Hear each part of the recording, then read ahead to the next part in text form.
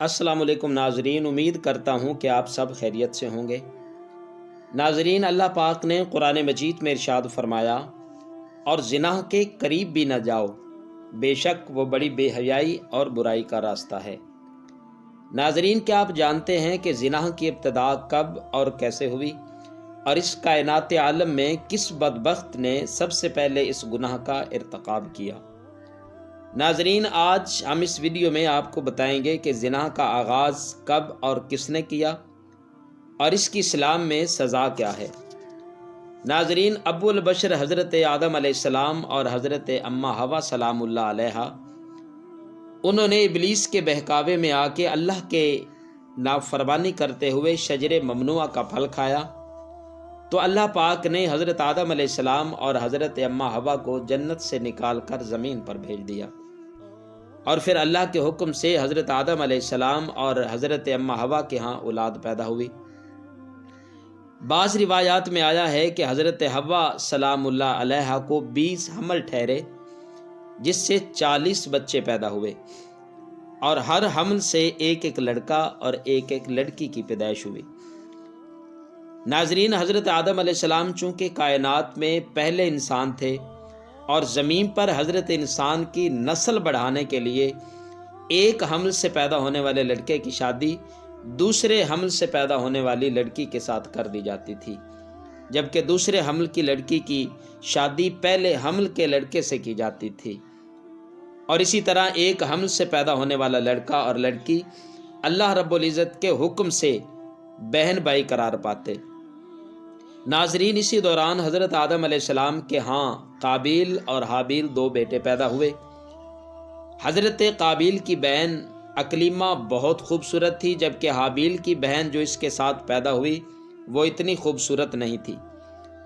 ناظرین، جب ان بچوں کی شادی کا وقت قریب آیا تو حضرت قابیل نے حضرت حابیل کی بہن سے نکاح کرنے سے انکار کر دیا، اور کہنے لگا، یہ تو بالکل خوبصورت نہیں، میں اپنی بہن اکلیمہ سے ہی شادی کروں گا۔ ناظرین، یہ معاملہ اس قدر بڑھا کہ حضرت آدم علیہ السلام نے فرمایا، تم دونوں اللہ کی بارگاہ میں قربانی پیش کرو، جس کی قربانی اللہ رب العزت قبول کرے گا وہی شخص اکلیمہ سے شادی کرے گا۔ ناظرین، قابیل چونکہ کھیتی باڑی کا کام کیا کرتا تھا اور حابیل بکریاں چرایا کرتا تھا، چنانچہ حضرت حابیل نے اللہ کی بارگاہ میں ایک خوبصورت بکری کا بچہ پیش کیا، جبکہ حضرت قابیل نے گندم یعنی گیہوں کا ایک گٹھا اٹھا کر اللہ کی بارگاہ میں پیش کیا۔ اللہ رب العزت کی بارگاہ میں جب یہ دونوں قربانیاں پیش کی گئیں تو ناظرین، اس زمانے کے رواج کے مطابق آسمان سے آگ اتری اور اس نے حضرت حابیل کی قربانی کو نگل لیا۔ ناظرین، اب یہ بات بھی ثابت ہو گئی کہ اللہ نے حضرت حابیل علیہ السلام کی قربانی کو قبول فرما لیا ہے۔ حضرت قابیل کو جب پتہ چلا تو کہنے لگا، ضرور میرے باپ حضرت آدم علیہ السلام نے حضرت حابیل کی قربانی کے لیے دعا کی ہے، جس کی وجہ سے حضرت حابیل کی قربانی اللہ نے قبول کی۔ ناظرین، اللہ رب العزت نے قرآن مجید میں حابیل اور قابیل کا قصہ سورۃ المائدہ میں بیان فرمایا ہے۔ ناظرین، جب حضرت حابیل کی قربانی قبول ہوئی تو حضرت قابیل نے حضرت حابیل کو مارنے کی دھمکی دی، یعنی قتل کرنے کی دھمکی دی۔ ناظرین، روایات میں آتا ہے کہ حضرت حابیل علیہ السلام قابیل سے بہت زیادہ طاقتور تھے، لیکن آپ نے اللہ تعالیٰ کے خوف کی وجہ سے فرمایا، اگر آپ مجھے قتل کریں گے تو میں آگے سے کچھ نہیں کہوں گا، کیونکہ میرے قتل اور خطاؤں کا بوجھ بھی آپ کے سر ہوگا۔ ناظرین، آخرکار حضرت قابیل غصے میں آ کر ایک پتھر اٹھایا اور حضرت حابیل کے سر پر مارا، جس سے حضرت حابیل کی موت واقع ہو گئی۔ اور ناظرین، یہ زمین پر پہلا قتل تھا۔ جب قابیل حضرت حابیل کو قتل کر چکا تو اس کو یہ فکر پڑ گئی کہ حضرت حابیل کی ناش کو کہاں ٹھکانے لگایا جائے۔ وہ حضرت حابیل کی ناش کو کندھوں پر اٹھائے کئی دنوں تک مارا مارا پھرتا رہا۔ ناظرین، بعض مفسرین نے لکھا ہے کہ قابیل حابیل کی ناش کو اپنی پشت پر لادے 1 سال تک پھرتا رہا، اور ناظرین پھر اللہ کے حکم سے قابیل کے سامنے 2 کوے آئے اور انہوں نے آپس میں جھگڑا کرنا شروع کر دیا، اور پھر ایک کوے نے دوسرے کوے کو مار کر زمین میں گڑھا کھودا اور اسی میں دفن کر دیا۔ یہ سب کچھ دیکھ کر قابیل نے بہت افسوس کیا کہ میں اپنے بھائی کی نعش کو چھپا نہ سکا۔ آخرکار قابیل نے ہی ایسا کیا، زمین میں گڑھا کھودا اور حضرت حابیل علیہ السلام کو اس زمین میں دفن کر دیا۔ ناظرین، جب قابیل نے یہ سب کچھ کر لیا تو اپنی بہن اقلیمہ کو لے کے شیطان کے بہکاوے میں آ کے یمن کی طرف چل نکلا، کیونکہ شیطان مسلسل کہتا تھا کہ تیرا باپ تجھے قتل کر دے گا۔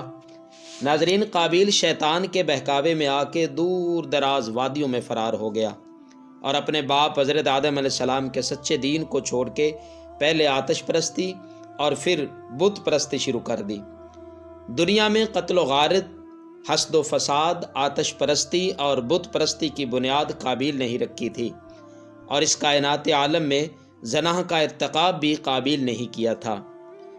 ناظرین، حضرت آدم علیہ السلام اپنے بیٹے حضرت حابیل کے قتل کا سخت رنج و غم کیا کرتے تھے، کیونکہ وہ ان کا جانشین تھا، اور حضرت آدم علیہ السلام ان کے غم میں 40 سال تک روتے رہے، حتیٰ کہ اللہ رب العزت نے ان کو حضرت حابیل کے بدلے ایک نیک صالح فرزند عطا کیا، جس کا نام انہوں نے حضرت شیس رکھا تھا۔